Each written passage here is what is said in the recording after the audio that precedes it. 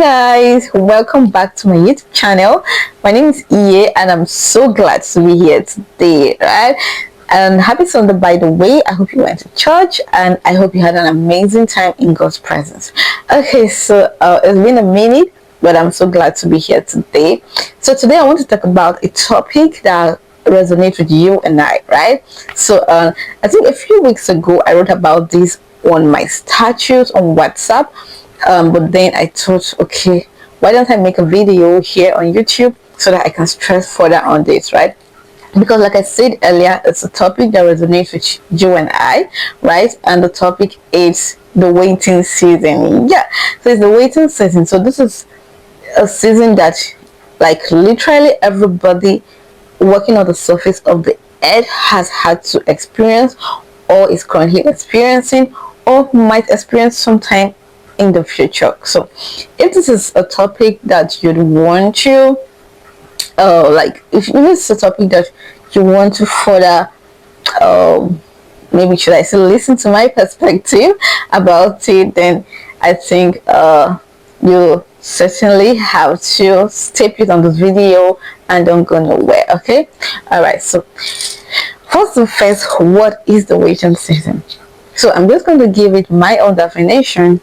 So the waiting season is literally a period in the life of a person where you are waiting for something. Should I say a miracle?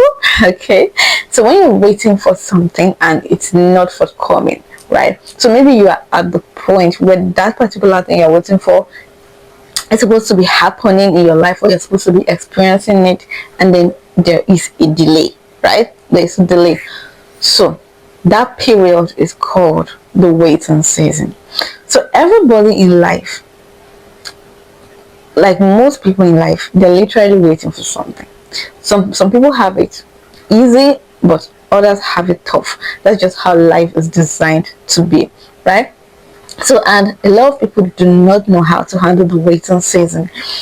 So many people go into depression, they put themselves under a lot of pressure. Some people become just sad and they can't even, like, navigate life anymore. So this is a situation that's like, it happened especially in this adult stage of our life, right? Especially in this adult stage of our life, you know, growing up, you set a lot of standard. Oh, by this time I want to be this, by this year I want to have done this, and then it's not coming. Then you begin to, like, slowly slide into pressure, into depression. Do you understand? So that is why I just felt it is important to talk about it, right? Because it's more like a pandemic now. We're in that stage. So it's more like a pandemic, right? So the waiting season, it's not so much of a sweet place to be. To not mind the fact that I'm smiling, but I know for a fact that it's not so much of a sweet place to be, right? I myself, of course, I'm in the waiting season. There are things that I'm waiting for currently. A lot of people are in the waiting season, but the most important question is, how are you navigating through life while waiting? Do you get how are you living while waiting? Because you need to live so that you can live. I don't know if you understand. So whatever it is that you are waiting for, you need to be able to live in the moment so that you'll be able to live in that moment when it eventually comes. All right. So first of all, even the Bible said, they that wait upon the Lord shall renew their strength. They shall walk, they will not faint. They shall run and they will not be weary. Right? So the Bible said it because even God knew that as human, there are times where you have to wait. Like, you have to wait, right? For the time. You have to wait for the time, which is God's time, right? God's design time. Because God knew you before you were born. He knew you before you were conceived. Like, he knows, like, the number of hairs on your head. Like, can you beat that? So he definitely knows. He's seen you So why don't you trust him and leave everything to him? At his appointed time, it will come. It will come. Like, can you even take a sit back and like maybe think back to where you are right now, where you currently are, right? When you think back to like 10 years ago, you prayed to be here, but you're living in that moment and you don't even know, right? Like, you don't even realize it. This is how life is. Human needs is insatiable, right? Human nature is insatiable. So while you're waiting, breathe, right? Breathe and live. Find a purpose to be happy, right? Find a purpose to be happy. I know that, oh, you're waiting on that dream job. You've worked so hard, you've put in so much effort, and the job is not forthcoming. Oh, you've been married, and you already had it planned out that, oh, 9 months after, I'm just gonna have my baby. I'm going to start life, and the pregnancy is delaying, right? It's even not forthcoming. Or you've planned your life like, oh, at this is the age I should be married, and then the right partner isn't coming, and you want to kill yourself for something that is not within your control, something that you cannot change. Like, you can't kill yourself for something that you cannot change. Come on. Or should I say, oh, I thought I should be driving this car by now. Oh, I thought I should have moved out, relocated to this place. Oh, I thought I should have done this. I thought I should have done that. The list is endless, right? But you need to chill. You need to calm down. God knows. He sees you. Like, he hears you. And that's why they say the ways of God is not the ways of man. Do you understand? That is it. So find a reason to be happy. Life is too short to spend the entirety of your life like being sad just because what you think is the best for you hasn't come yet. Come on. What about the people that are dead? Have you ever thought about it? Right? Every stage you are in your life is someone else's prayer point. Every stage you are in your life is someone else's prayer point.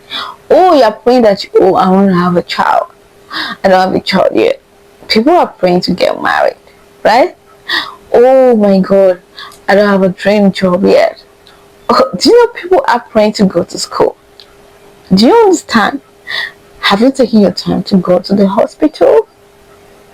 Have you? When you get to the hospital and you come back home, in fact, I won't even need to sit down here and be doing this video. Trust me. I won't need to sit down here and be doing this video. A lot of people are struggling for their life in the hospital.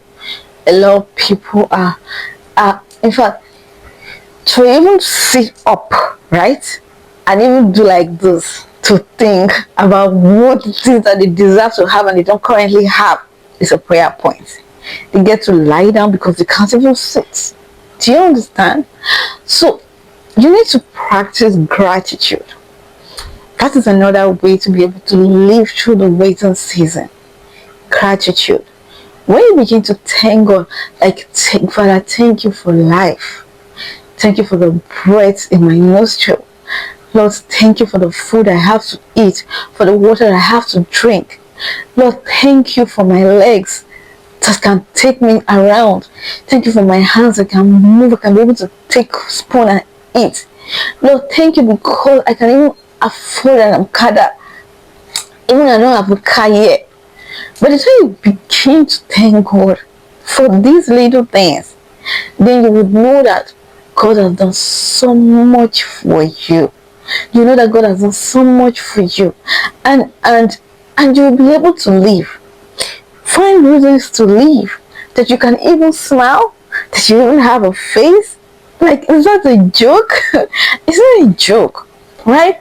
And this is not to invalidate your feelings. Trust me. Trust me. I know it's not to invalidate your feelings. I'm just trying to encourage you to find a reason to breathe and a reason to live. And I want you to know that God, who is on the throne, the God that put you on here, He put you here because all of us woke like we just opened our eyes and found ourselves on planet Earth, right? We didn't ask to be here, so God put us here. So definitely, He will do it. He's the author and finisher of our faith. Do you understand? Like, didn't the Bible say that God is not the man that He should lie? Neither is it the Son of Man that He should repent. So you need to understand that God's time is the best. And when it is perfect time, He's going to do it. So do not become desperate, because that is the number one killer of joy. And that's where you're going to make a mistake. When desperation sets in, it means you're beginning to tell God that, okay, God, I can do it on my own. And trust me, you're headed for doom if you become desperate. Yeah, work hard. Keep working hard towards it, right? God will bless the labor of your hands. Work hard towards it. But when you're working towards achieving that goal and that purpose, breathe. When the downtime comes, if you want to cry, yes, cry. Cry and say, God, when are you going to do it? But don't dwell in it. Find reasons. Clean your eye, dust your feet, and get up, okay? You've handed it over to Him. Just watch, okay? Find every other reason to be happy. Like, you don't even know what God is trying to save you from. It's possible that thing that you earnestly desire, that's something that you really asking for. It's possible that maybe when you get it, it might be a destruction or something. So that is why you should learn to like manage and control yourself. Like, try to be happy. I know it's hard, but you have to try. Like, make it an intentional effort, because that's what I do. I'm human too, and I experience these moments and those seasons in my life too, but I make conscious effort, like intentional decision to live above it, right? I pray that I've had loads and loads of downtimes in my life, loads and loads of it, loads and loads of moments where I am endlessly waiting for something, craving for something, and then but then I make intentional conscious decision not to dwell in it. So that's why it seems like I always move past it. Not like I have a shock absorber or something, right? I just try. It's an effort and a decision that I make. Like, stand in front of the mirror and tell yourself, oh, call your name. Yeah, I am above this. I will live through it. I will wait for God's time. I will wait for God's design. Do you understand? And another thing you should avoid is competition. That's another very big killer.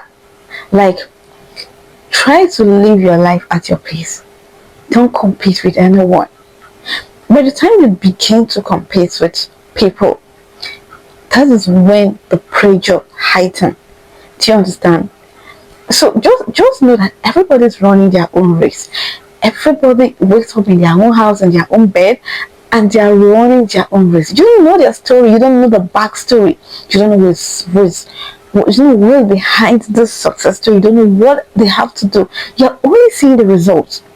So why don't you focus on you yourself that you know, and quit the competition? Don't compete. Just be happy for them, and yours will come at the right time. Be contented. Like, contentment is a virtue. Like, I can't even overemphasize this. By the time you believe that this is my own journey, I am on my own lane, at the right time, what I want would come in my own time, right? There's something my mom used to tell us growing up. She used to say that, she used to say it in Igala, but I'll just say it in English for the purpose of those that don't understand Igala. She will always say that, and it's her grandfather, it's my grandpa, her own dad that used to tell them. So she always said that whenever you have your own, it is new. But even if everybody is buying car, right? The moment you have your own is new. It becomes new, and their own is old. So it's just the Ojoduke Newe Ishitito. That's how to say it in Igala. Do you understand? She used to say, Baba Miyaka Wagaki Ojoduke Newe Ishitito. So like, and I grew up hearing this thing, like from my little age, like growing up as a girl child. I grew up hearing this, and I always tell myself, like, whenever you have your own, it's new. Do you understand? So quit the competition. Me, I like a good life, and everybody should strive to have a good life, right? So don't like misunderstand my point. I'm for one, I'm somebody that do not like mediocrity. Like, I don't like average, so I'm always striving for the best. I'm always doing something like to get better, right? But I'm not under pressure, and I am not desperate. Those are the two things I live by. Never be desperate, never put yourself under any pressure. You get? So, and I feel like it has helped me a lot in life, and how to manage my emotions, how to stay afloat to challenges, how to navigate the waiting season, and all of that. So I don't know, I didn't like plan any scripts before I came on here. I just saw the camera, I see my ring lights, and I'm talking, right? So, and I pray and I wish that I've been able to, even in the most little way, impact somebody or affect somebody's life with this video today, right?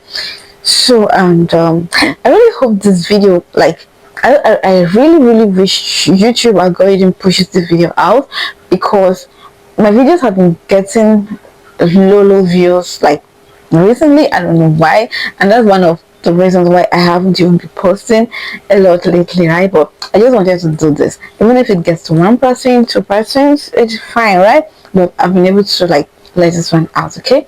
So if you watched to this time, I just want to say thank you so much for staying, right? And I hope to see you in my next video. Until then, have a very beautiful life. Stay above competition, stay above pressure, stay above desperation, and I wish you grace and love in the waiting season. And I sincerely pray and hope that that thing that you earnestly wish and desire for, that God will bring it to you very soon and very quickly. With all my heart, I love you, and I wish you the very best. Cheers.